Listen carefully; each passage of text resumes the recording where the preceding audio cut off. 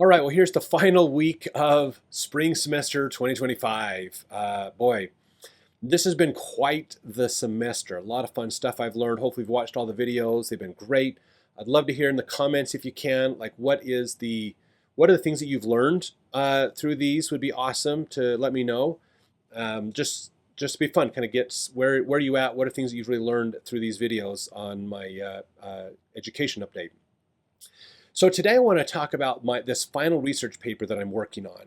I haven't fully submitted it yet, but I've been on World War One, so I wanted to get into it. I actually rewrote it this week. I got a bunch of feedback on it over the weekend and early this week from my professor, from students that were critiquing it as well, and it basically their big feedback was, we're not quite sure what you're trying to argue in this paper. So just to give you a little bit of context with this, when writing a research paper, when doing like historical research, there is an argument you need to make. So what you do is you basically go out, read a whole lot of books about the topic you want to research on. You just dig in who has written what about it, and then you compile all that into what's called a historiography. So that kind of gives you some notes as to what does the playing field look like as far as research around this topic. Then you pick a point in that topic and say, I want to discuss this more, learn about this more.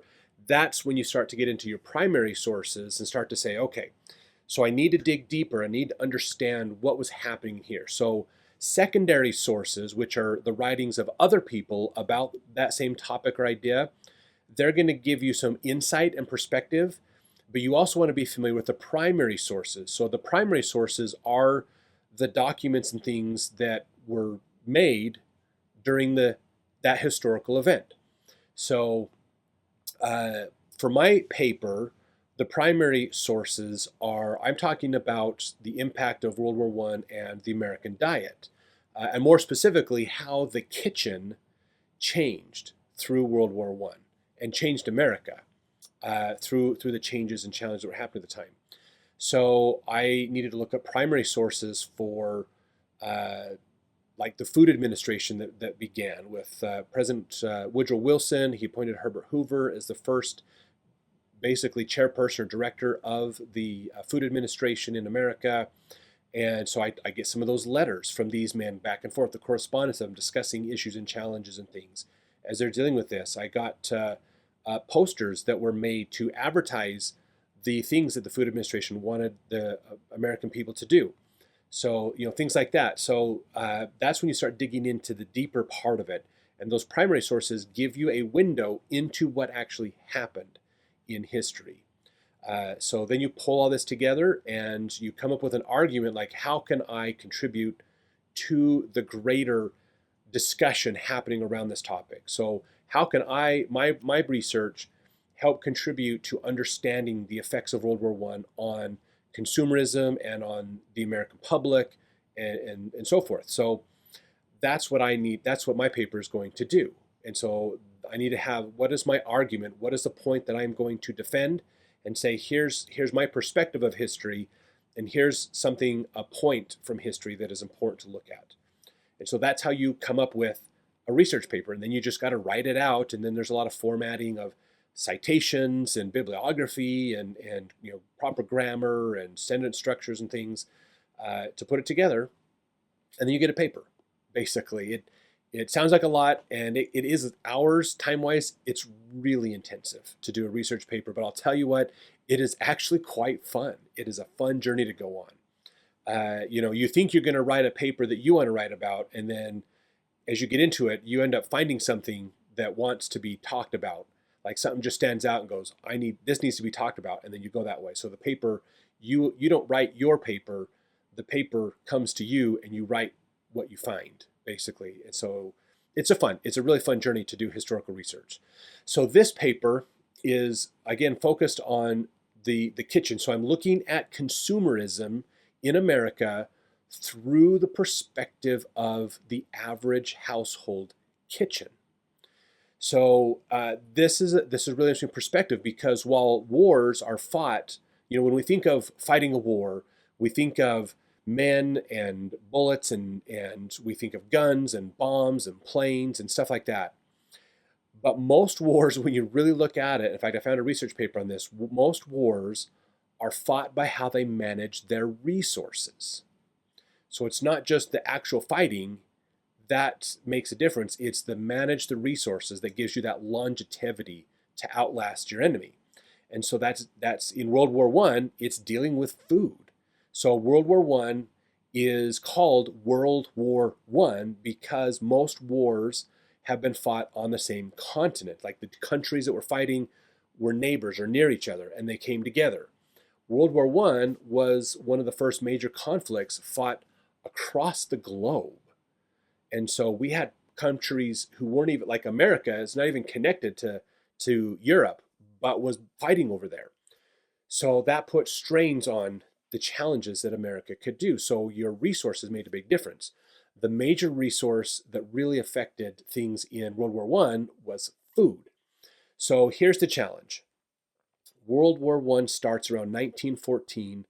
Europe gets into war. Germany basically attacks other countries. They get into these battles, and France, Belgium, these other countries are inundated.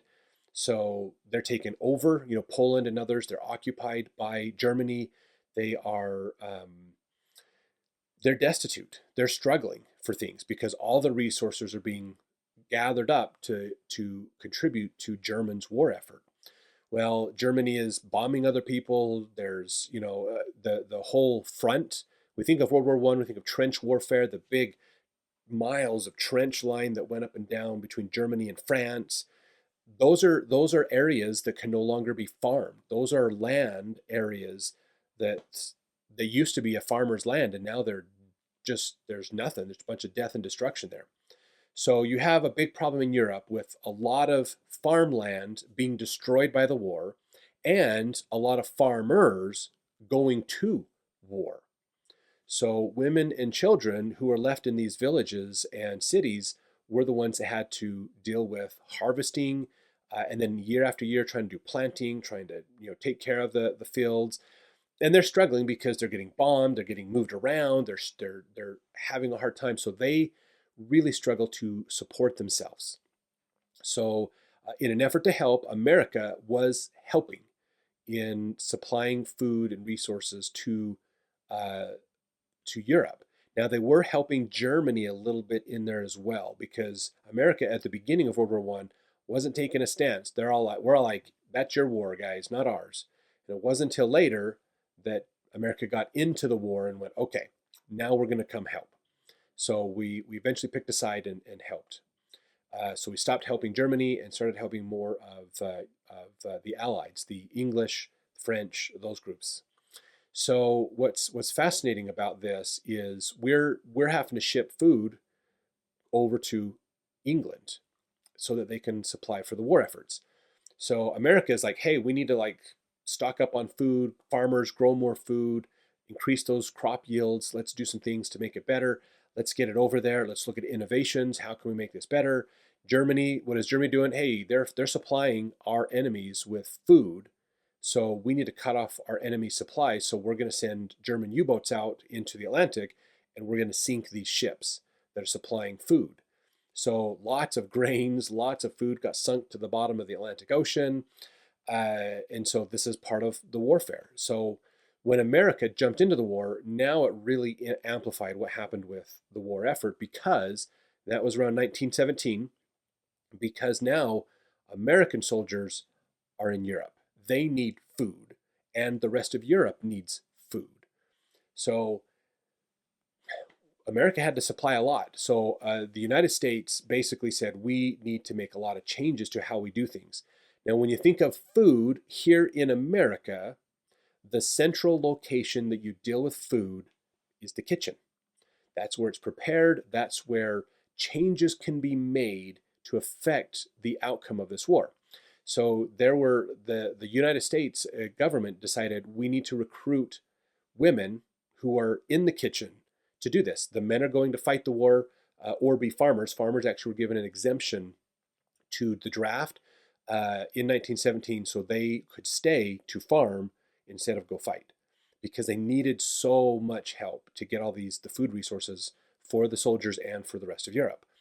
So they brought women into this and says, women, you're still at home because you're not eligible for the draft to go fight, but we need your help. And so they created what's known as the United States Food Administration, appointed Herbert Hoover to be over it. This is before he was president. He actually oversaw the food program in Belgium. So the United States put a food program together to help people in Belgium and other European countries to deal with food during the war. And he was over there in France helping to make sure that the supplies got there, make sure the agreements were in place with these other countries so that the civilians could be fed during this war effort. Well, he came back to America when America got in the war and became the administrator of the food program here under the Food Administration. He believed that volunteer work would be better than making people change. And so rather than be like, okay, everybody, you have to change, we're going to put government rules in place, he said, no, we need volunteers. So he recruited, loosely I say that, recruited housewives. We need you to enlist in the Food Administration's program to help out. So we need you to eliminate waste. So how can you cook in more efficient ways to minimize the amount of waste in cooking? So we're not wasting our food. How can you use up every piece of available food properly?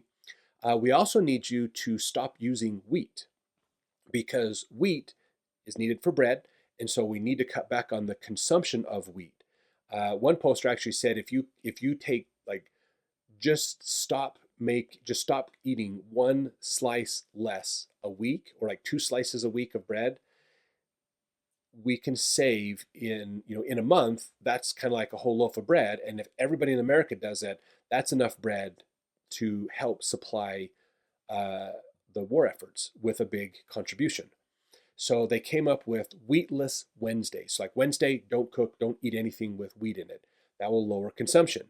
They needed meat. So Meatless Mondays became a thing as well. So don't use meat on Mondays. Cook with other things. Use fish. Use beans. Use other things. The standard American diet at the time was predominantly red meat, bread, potatoes, basically, and then some kind of a dessert in there as well with sugars and things. So that was what most Americans were eating. Now, at this time of American history, after the Civil War, after a lot of the healing happened between the North and South in the Civil War in the late 1800s, there became a boom. This is kind of during the second Industrial Revolution, just before the war. And so manufacturing efficiencies start happening in America with steam locomotion. They went from craftsmanship. So instead of hiring men to stand there and assemble and build goods one at a time and then have it done, they broke it down into an assembly line. So they had a lot of low-skilled people doing one thing at a time and passing it to the next person. So instead of one craftsman that could do all the skills, they broke it into individual skills and brought in unskilled labor, which were usually women and children, to do it. And then they made more assembly line work. And then with steam engines, they could automate the assembly line more and not have to use as many people. And so it created cost efficiencies for manufacturing to mass produce more goods.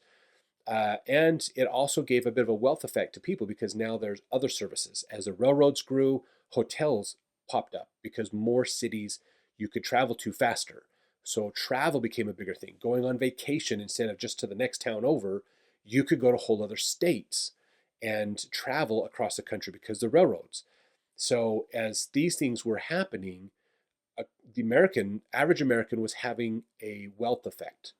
Their money was stretching further. They were being able to buy more. Then we have electricity being put in homes. And so for the kitchen, more electricity in the kitchen meant electric appliances. You didn't have to use a coal or wood burning stove to cook with. So in 1912, I want to say, that could be a little early, there's a gentleman in Detroit, Michigan that created, Kopelman, I think was his last name, he created the first electric stovetop or skillet, what we'd call it today. And he started producing them and doing really well. He helped invent toasters and other things. Sold a lot of that to Westinghouse. If you're familiar with that, that's a big name that kind of like Sears used to be a big name in appliances. Westinghouse was the big appliance guys before Sears.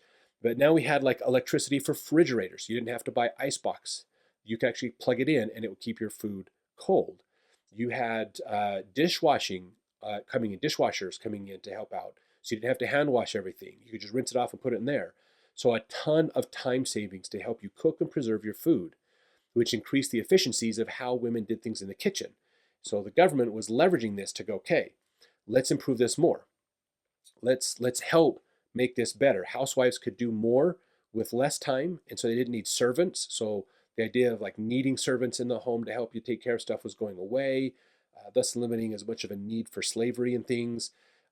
There were just a lot of changes happening, and so in the regards to the kitchen, the U.S. Army or the U.S. government saw the kitchen as another front in the war.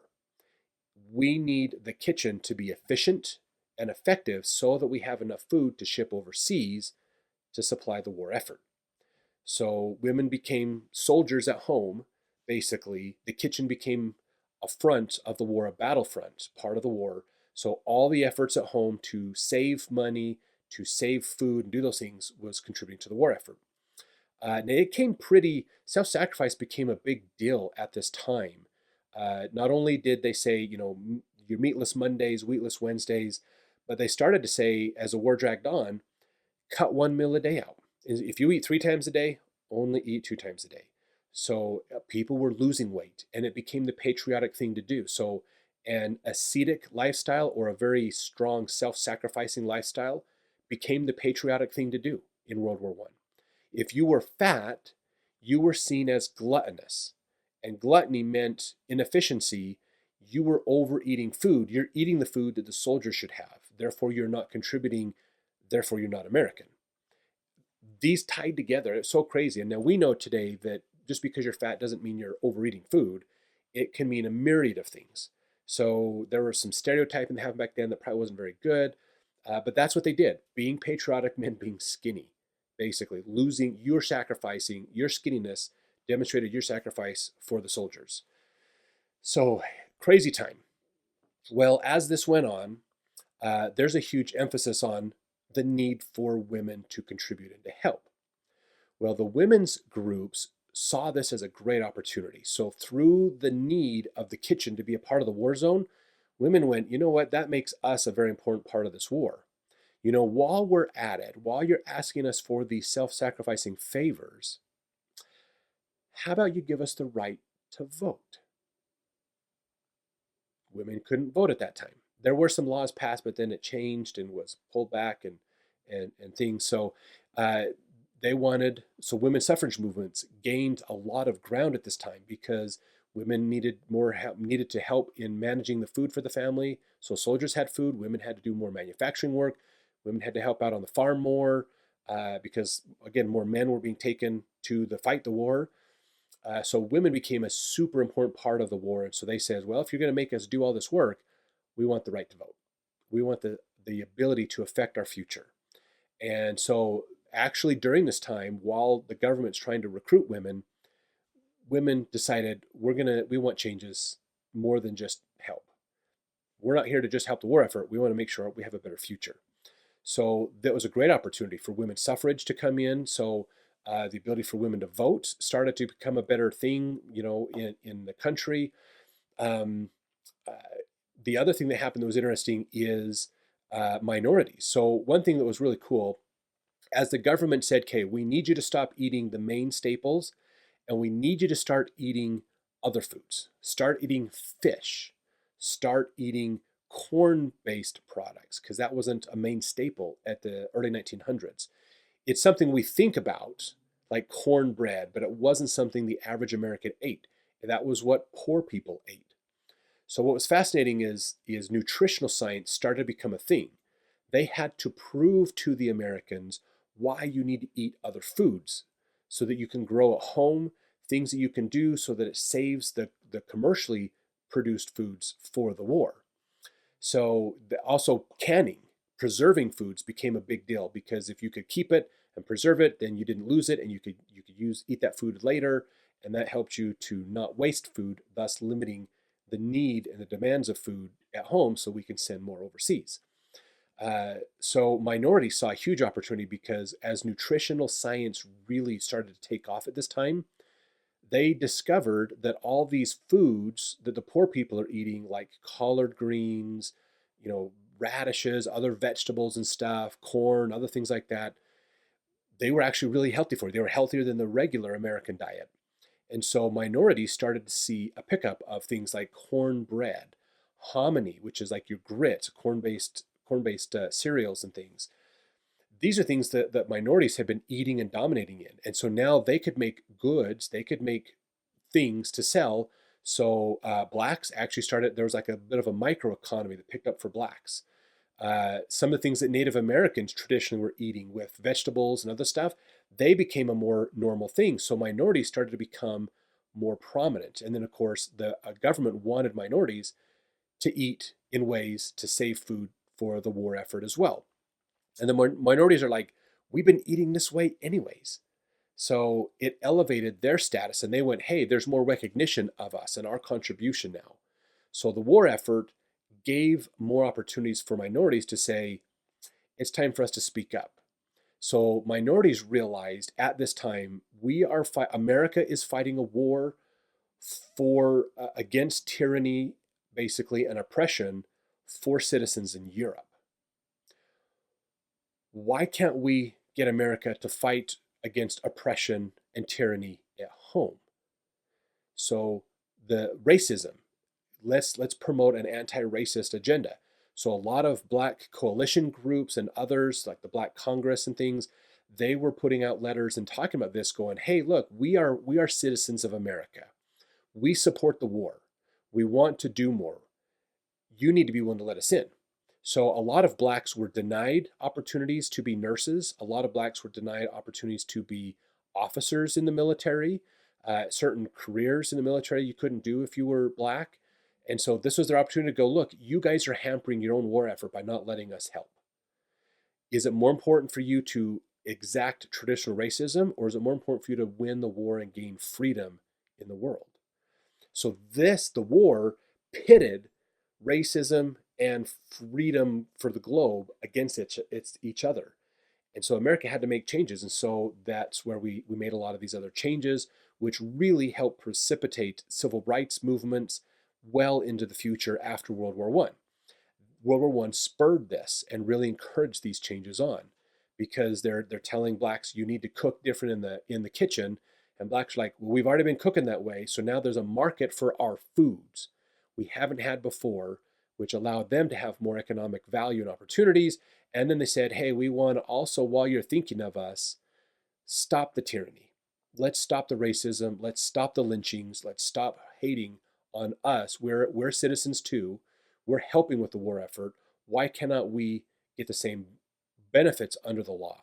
You're asking us to help you support the war, but we still are getting abused at home. So that put a big light on it. Go, okay, we need to change this so that we can get this war effort done too. So it shifted things that way.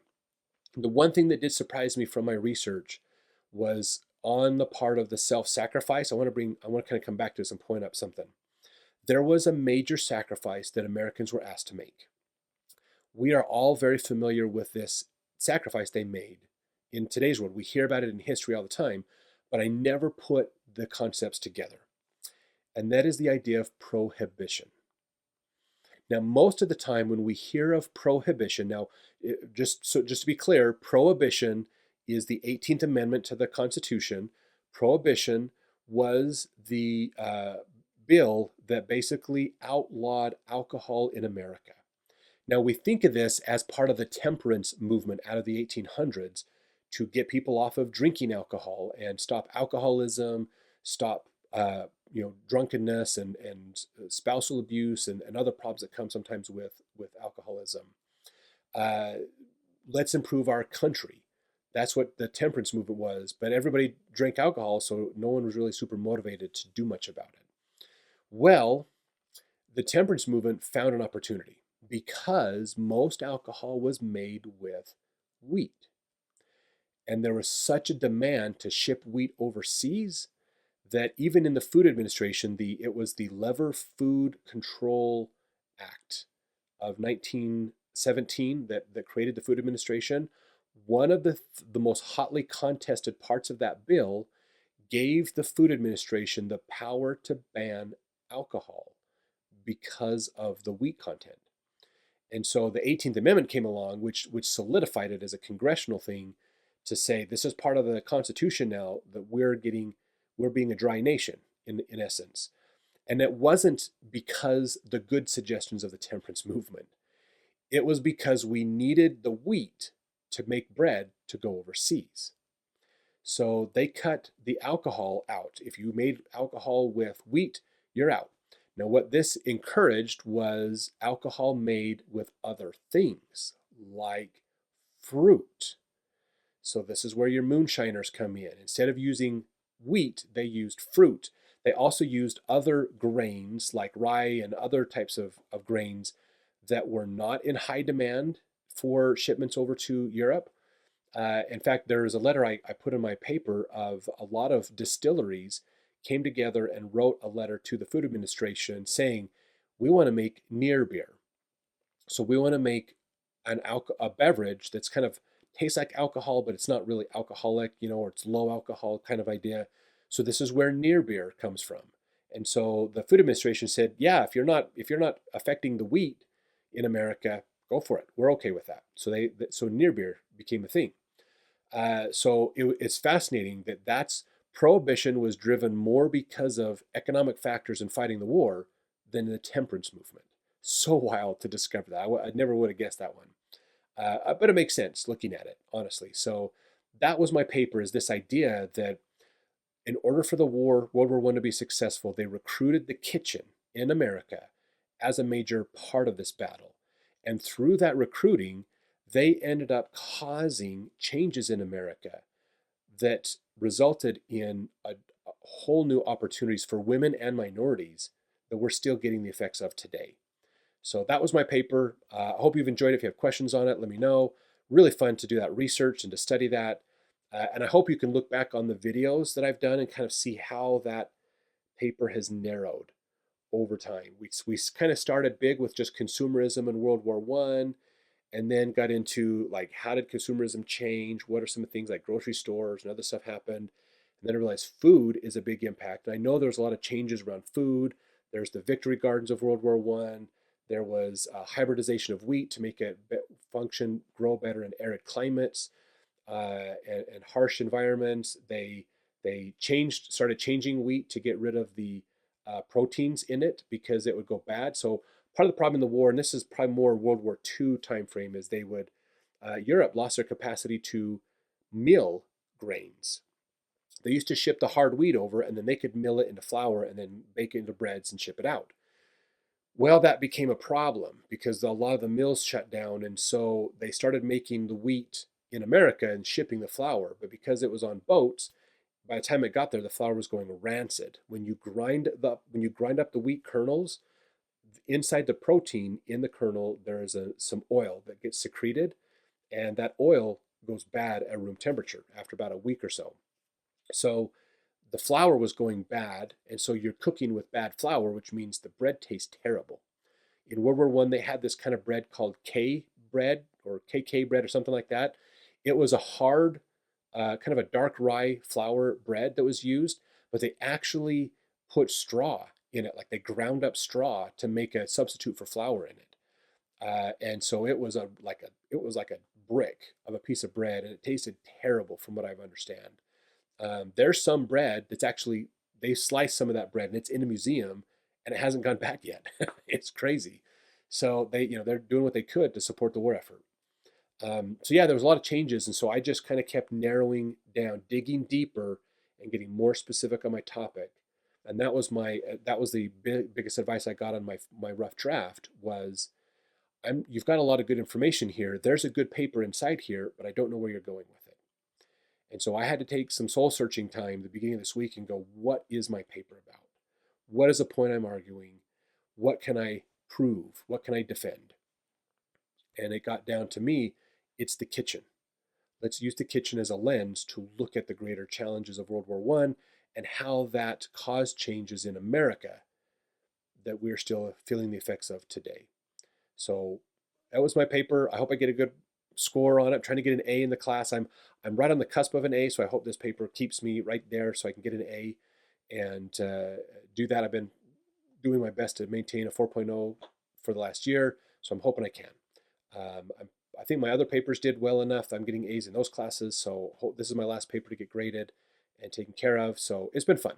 So still pay attention, still follow along. I'm still going to do these videos. I've got a ton of books that I'm going to talk about. I've got research into women and the scriptures that I'm going to be talking about as well. And I'm still doing more. If you followed my fall videos, I'm still actively doing research into the articles of faith as well. And so I'll probably bring up some of that this summer as I continue on that research.